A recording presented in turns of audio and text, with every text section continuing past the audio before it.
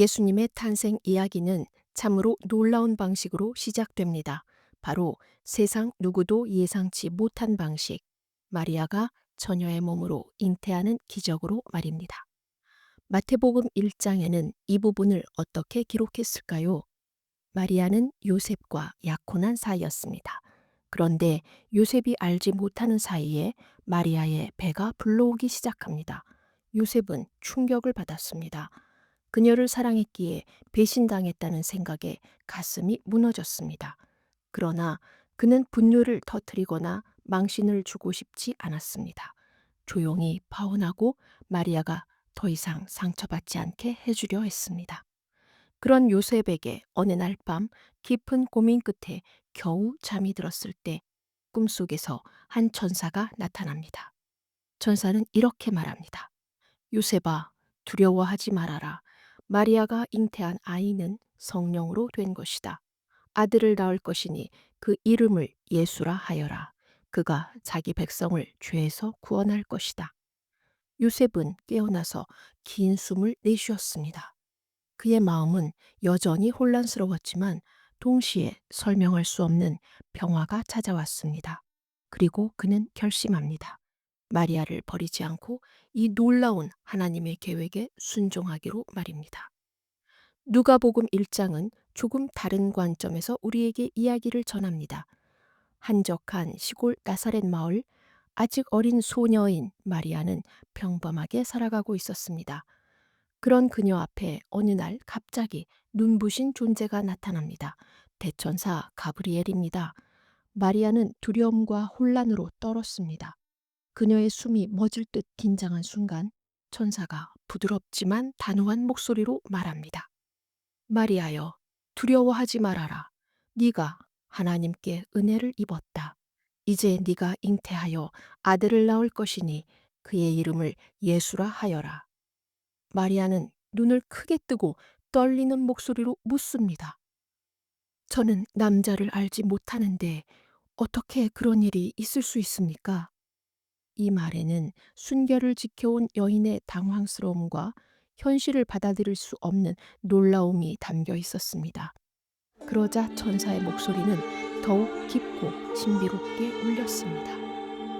성령이 내게 임하실 것이다. 지극히 높으신 이의 능력이 너를 덮으시리니 그러므로 태어날 거룩한 이는 하나님의 아들이라 불릴 것이다.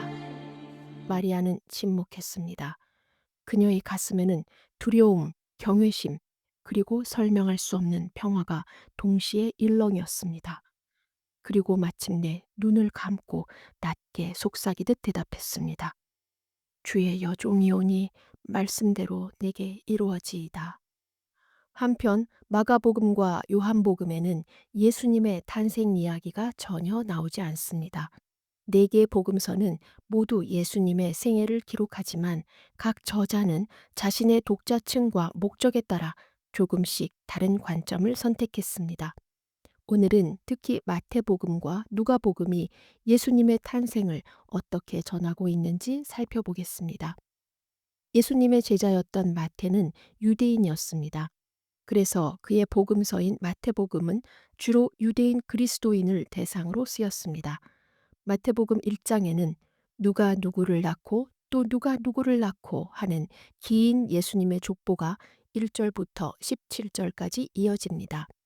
이는 유대인 독자들에게 예수님이 다윗의 자손이자 메시아라는 사실을 강조하기 위함입니다. 유대 전통에서 법적 계보는 아버지를 통해 이어집니다. 그래서 천사가 요셉에게 마리아의 임신을 알려주는 겁니다. 다윗의 자손인 요셉이 마리아의 아들을 자기 아들로 받아들여야 예수님이 다윗 왕가의 합법적인 상속자로 인정되기 때문입니다. 또 요셉이 꿈에서 계시를 받는 장면을 통해 보라, 처녀가 잉태하리라는 이사야서의 고대 예언이 성취되었음을 강조합니다. 반면 누가복음과 사도행전을 쓴 누가는 유대인이 아니라 그리스인 헬라인이었습니다. 누가의 독자층은 유대인이 아닌 이방인이었고 그의 관심사는 하나님의 은혜, 성령의 역사, 그리고 사회적 약자였습니다. 그래서 누가는 요셉이 아닌 시골 처녀 마리아의 관점에서 성령의 기적으로 이루어진 예수님의 탄생을 강조합니다. 유대인인 마태는 전통적인 유대적 서술 방식으로 꿈 이야기를 넣고 구약 예언을 인용했습니다. 반면 누가는 천사의 방문, 마리아의 찬가와 같은 헬라적이고 심리적인 이야기 방식을 사용합니다. 이 차이는 굉장히 흥미롭습니다. 두 복음서가 공통으로 강조하는 처녀 잉태의 의미도 중요합니다. 처녀 잉태는 하나님이 직접 시작하신 구원 계획을 보여줍니다. 예수님은 아담의 후손으로서가 아니라 성령으로 잉태된 하나님이 보내신 메시아라는 사실을 강조합니다. 이것은 인류가 아담의 죄와 죽음의 굴레에서 벗어나 새롭게 창조되는 구원의 시작을 상징합니다. 이제 마태복음 2장 이야기를 살펴보겠습니다. 예수님은 잔혹한 헤롯 왕이 다스리던 불안한 시대 유대 땅 베들레헴에서 태어나셨습니다. 그 소식은 국경을 넘어 먼 페르시아, 지금의 이란까지 전해졌습니다. 광활한 사막을 건너온 동방의 지혜자들, 마고이라고 불리는 이 점성술사들은 밤하늘을 관측하는 사람들이었습니다. 그들은 아주 특별한 별을 발견했습니다. 이 별은 단순한 빛이 아니었습니다. 왕이 태어났다는 신호, 그것도 평범한 왕이 아닌 유대인의 왕을 가리키는 징조였습니다. 사막의 바람을 맞으며 박사들은 긴 여정을 떠납니다. 별빛을 따라 밤을 걷고 먼지를 뒤집어쓰며 오아시스를 지나 결국 예루살렘의 돌담과 성문 앞에 섰습니다. 그곳에서 권력에 집착하던 헤롯 왕을 만납니다. 헤롯의 눈빛은 불안하고 날카로웠습니다. 그가 묻습니다. 너희가 누구를 찾느냐? 박사들은 주저하지 않고 대답합니다. 유대인의 왕으로 나신 분을 만나러 왔습니다. 우리는 그분의 별을 보고 경배하러 왔습니다. 헤롯의 속은 부글부글 끓었습니다. 왕의 자리에 앉아 있으면서도 자신이 진짜 왕이 아님을 누구보다 잘 알던 자였습니다. 그의 두 눈에는 공포와 살기가 번뜩였습니다. 이 아이를 제거해야 한다고 마음먹습니다.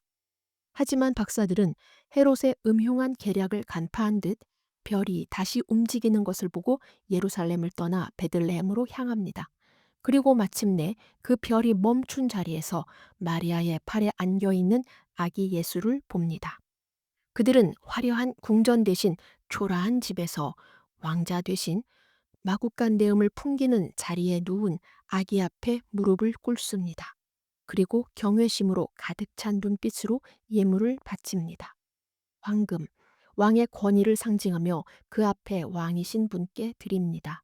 유향, 하나님께 드리는 향기로운 제물로 그의 신성함과 제사장의 사명을 인정하며 드립니다. 모략, 장례에 쓰이는 향품으로 그가 걸어가야 할 고난과 죽음을 애써 준비하듯 바칩니다. 이 장면은 단순한 방문이 아닙니다. 이사야서와 시편이 예언한 열방이 빛으로 나아오며 왕들이 황금과 유향을 드리리라는 말씀이 눈앞에서 펼쳐지는 순간이었습니다. 열방의 지혜자들이 무릎 꿇어 경배하는 가운데 한 아기가 온 세상의 구원자임을 선포하는 장면이었습니다. 그러나 저편에서는 다른 일이 벌어졌습니다. 헤롯은 왕이 태어났다는 소식에 공포에 질려 분노합니다. 그리고 차갑게 명령을 내립니다. 베들레헴과 그 주변의 2살 이하 사내 아이들을 모조리 죽여라. 비명과 울음소리가 거리마다 퍼졌습니다. 한 도시의 심장이 찢어지는 듯한 절규가 밤을 울렸습니다. 그러나 하나님의 인도하심이 있었습니다. 요셉은 꿈에서 경고를 받고 마리아와 아기 예수를 데리고 서둘러 이집트로 피신합니다. 아기는 간신히 목숨을 건집니다. 그리고 내 아들을 애굽에서 불렀다는 호세아서의 예언이 조용히 이루어집니다.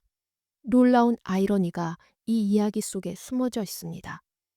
유대 땅의 왕이라는 헤롯은 진짜 왕을 죽이려 하고 오히려 먼 이방에서 온 박사들은 예수님께 경배하며 구주로 받아들입니다. 마태복음이 전하려는 중요한 메시지입니다. 자기 백성은 거부하지만 열방은 받아들이는 메시아, 그 구원의 빛이 경계를 넘어 모두에게 비추고 있음을 우리에게 말해줍니다. 그렇다면 누가복음 2장은 예수님의 탄생을 어떻게 전할까요? 누가는 화려한 궁전이나 왕궁이 아니라 아주 낯설고도 인간적인 이야기로 우리를 이끕니다. 먼저 로마 황제 아우구스투스가 제국 전역에 호적 등록을 명합니다. 한 줄 명령이지만 그 말 한마디는 수많은 사람의 삶을 뒤흔들어 놓습니다. 요셉도 그중 한 사람입니다. 다윗 가문의 자손인 그는 자신의 혈통을 증명하기 위해 만삭의 아내 마리아를 데리고 고향인 베들레헴까지 먼 길을 떠나야 했습니다. 베들레헴은 다윗 왕의 출생지로 산지에 있는 작은 마을이었습니다. 두 사람은 먼지 날리는 비탈길을 오르고 배고픔을 참고 무거운 발걸음을 내디뎠습니다. 마리아는 진통이 시작되었습니다. 그러나 낯선 베들레헴에는 빈방 하나 없었습니다. 문전박대를 당한 그들은 마침내 마곡간 구석에서 몸을 뉘입니다. 그곳에서 한 아기가 태어납니다. 가축의 숨결과 건조더미 사이에서 세상의 구원이 태어나는 장면입니다. 한편 그 밤에는 들판에서 양을 지키던 목자들이 있었습니다. 가난하고 배우지 못해 멸시받던 사람들, 그들은 경계하며 깨어 있었지만 그저 양을 잃지 않는 게 삶의 전부인 자들이었습니다. 그런 그들에게 갑자기 밤하늘이 찢어지듯 밝아지고 천사의 음성이 울립니다. 오늘 다윗의 동네에 너희를 위해 구주가 나셨다. 그 순간 목자들은 두려움과 경외로 얼어붙었습니다. 하지만 그 소식은 바로 그들, 세상에서 가장 보잘것없는 이들에게 먼저 전해진 소식이었습니다. 하나님이 세상에 오셨다고 먼저 알려준 대상이 왕이나 제사장이 아니라 가난한 목자들이었던 것입니다. 이것은 단순한 우연이 아닙니다. 저자 누가는 의도적으로 이 이야기를 전합니다. 하나님의 구원의 은혜가 사회적 약자들에게 먼저 주어졌음을 알리기 위해서입니다. 또한 예수님이 다윗의 후손으로 오신 메시아임을 강조합니다. 왜냐하면 다윗 자신도 한때 목자였습니다. 목동이었던 다윗에게 왕권이 주어졌듯이 목자들에게는 구주의 탄생 소식이 주어진 것입니다. 누가는 이 장면을 통해 우리에게 말합니다. 하나님은 권력자나 부유한 자만이 아니라 세상에서 약하고 낮은 이들에게도 구원을 주셨다. 그것이 바로 누가복음이 전하려는 깊은 메시지입니다. 마리아와 요셉은 율법의 규례를 지키기 위해 갓난아기 예수를 안고 예루살렘 성전으로 갑니다. 아직 어린 부모인 두 사람은 긴장과 설렘이 섞인 표정으로 성전 계단을 오릅니다. 이 아기를 하나님께 바치고 율법이 명한 대로 깨끗함을 선포받으려는 의무감과 경건함이 그들의 마음을 채웁니다. 그때 그 성전 안에는 한 노인이 있었습니다.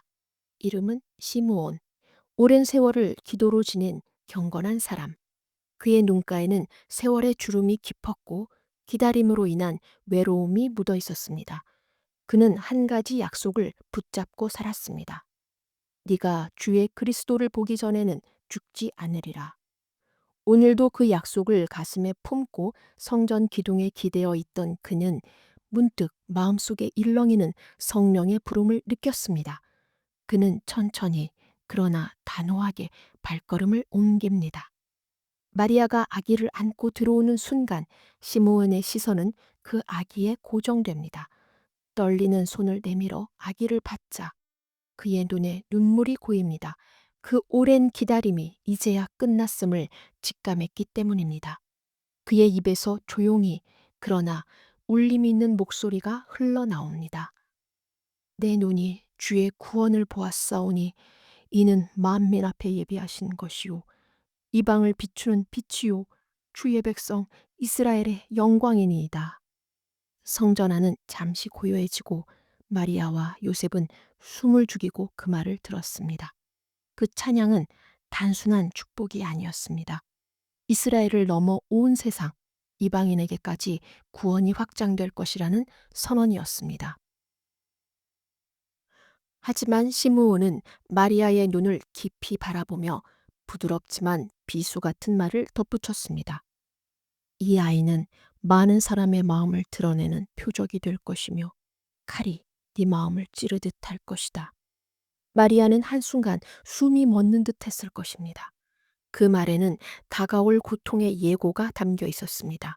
자신의 아들이 십자가에서 고난당하는 모습을 눈앞에서 지켜보아야 할 어머니의 마음을 미리 꿰뚫어 본 말이었습니다.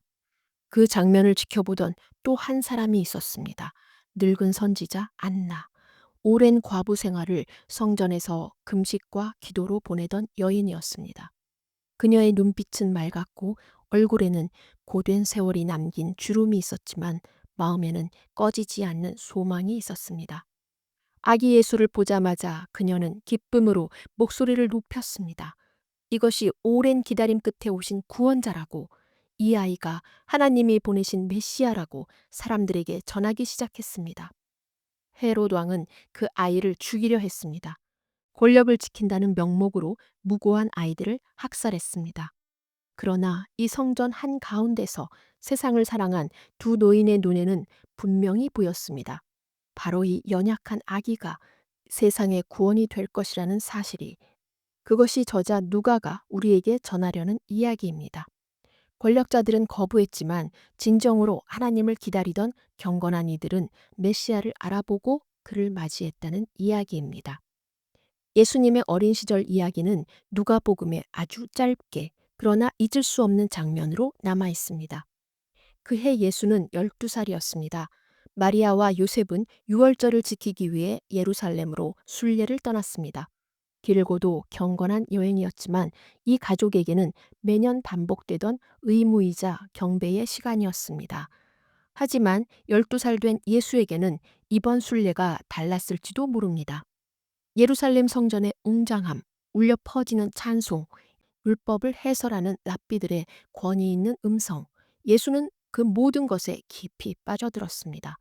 그의 눈빛에는 단순한 호기심을 넘는 열망이 깃들어 있었을 것입니다.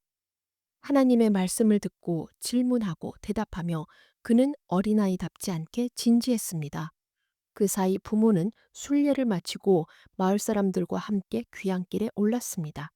그들은 예수가 또래 친구들이나 친척들과 함께 있을 거라 생각했습니다. 그러나 해가 기울 무렵 서로의 얼굴이 굳어갔습니다. 예수가 어디 있지? 마리아의 목소리에는 점점 떨림이 스며들었습니다. 요셉의 눈빛에도 불안이 번졌습니다. 그들은 짐을 던지듯 두고 예루살렘으로 달려 돌아갔습니다. 사흘 동안 찾았습니다. 그 사흘이 얼마나 길게 느껴졌을까요? 어디서 자는지, 먹는 건 있는지, 혹시 무슨 일이라도 당한 건 아닌지. 마리아의 마음은 죄책감과 공포로 뒤엉켰을 것입니다. 그리고 마침내 성전에서 그를 발견했습니다. 예수는 랍비들 한가운데 앉아 깊은 대화에 몰두해 있었습니다. 질문을 던지고 대답을 하고 그의 말에 나이든 율법학자들이 놀란 눈으로 고개를 끄덕였습니다. 그 모습은 더 이상 부모가 아는 단순한 어린아이가 아니었습니다. 마리아는 숨이 차오르고 눈에는 눈물이 고였습니다. 성전 기둥 사이를 걸어가 예수를 붙잡으며 떨리는 목소리로 말합니다. 얘야, 왜 우리에게 이런 일을 했니? 네 아버지와 내가 얼마나 걱정하며 너를 찾았는지 아니? 그러자 12살 된 예수는 너무도 조용하고 맑은 눈빛으로 어머니를 바라보며 이렇게 말했습니다. 왜 나를 찾으셨습니까? 내가 내 아버지 집에 있어야 할 줄을 알지 못하셨습니까? 그 말은 어린아이가 할 수 없는 말이었습니다. 그의 목소리에는 하나님을 내 아버지라 부르는 깊고도 낯선 자각이 담겨 있었습니다. 마리아와 요셉은 그 말을 곱씹으며 마음속에 묵직하게 새겼을 것입니다. 아직은 다 이해할 수 없었지만 이 아이가 어떤 길을 가야 할지, 어떤 사명을 가지고 태어났는지 어렴풋이 깨닫게 만드는 순간이었습니다. 한편 간혹 예수님이 12세부터 30세까지 인도나 티베트에 가서 수행했다는 이야기가 떠돌기도 합니다. 하지만 이런 이야기는 성경에도 없고 고대 교회 문헌에도 없습니다. 이 이야기가 널리 퍼지게 된 계기는 19세기 말 한 권의 책 때문입니다. 러시아 여행가 니콜라스 노토비치가 1890년대 인도 북부 라다크의 헤미스 수도원에서 산스크리트어, 티베트어 문서를 발견했다고 주장했는데요. 그 문서에는 이사라는 청년이 인도에 와서 불교를 배우고 가르쳤다가 페르시아를 거쳐 유대로 돌아갔다고 적혀 있다고 했습니다. 이 내용이 1894년 The Unknown Life of Jesus Christ라는 책으로 출간되면서 유명해졌습니다. 하지만 해머스 수도원의 승려들은 그런 문서는 없다고 밝혔고 노토비치 자신도 나중에 조작을 인정했습니다. 그럼에도 19세기 말과 20세기 초 서구에서 동양 신비주의 열풍이 불면서 이런 이야기가 큰 인기를 끌었습니다. 오늘날에도 일부 대중서적이나 유튜브 음모론 영상에서 예수님의 인도 여행설을 반복하지만 실제로는 역사적 증거가 전혀 없습니다. 성경은 분명하게 기록합니다. 예수는 부모에게 순종하여 나사렛으로 내려가 자라나며 지혜와 키가 자라나며 하나님과 사람에게 더욱 사랑스러워지시더라. 오늘 우리는 마태복음과 누가복음이 각기 다른 시선으로 전해주는 예수님의 탄생과 어린 시절 이야기를 함께 나누었습니다. 복음서 저자 마태는 우리에게 예언이 성취된 메시아를 보여주었고 또 다른 복음서 저자 누가는 낮고 가난한 자들에게 먼저 다가오신 은혜를 전했습니다. 그렇기에 우리도 복음서를 읽을 때 단순히 글자를 넘기지 않고 그 시대의 분위기, 저자들의 감정의 숨결까지 느껴보아야 할 것입니다. 오늘 전해진 이 이야기가 여러분 마음속에 작은 씨앗처럼 심어져 때가 되면 사랑의 열매로 맺히기를 기도합니다. 부디 이 길을 걸어갈 때마다 주님의 은혜가 여러분을 감싸주시고 그 평화가 삶의 모든 순간에 함께 하시기를 바랍니다. 아멘.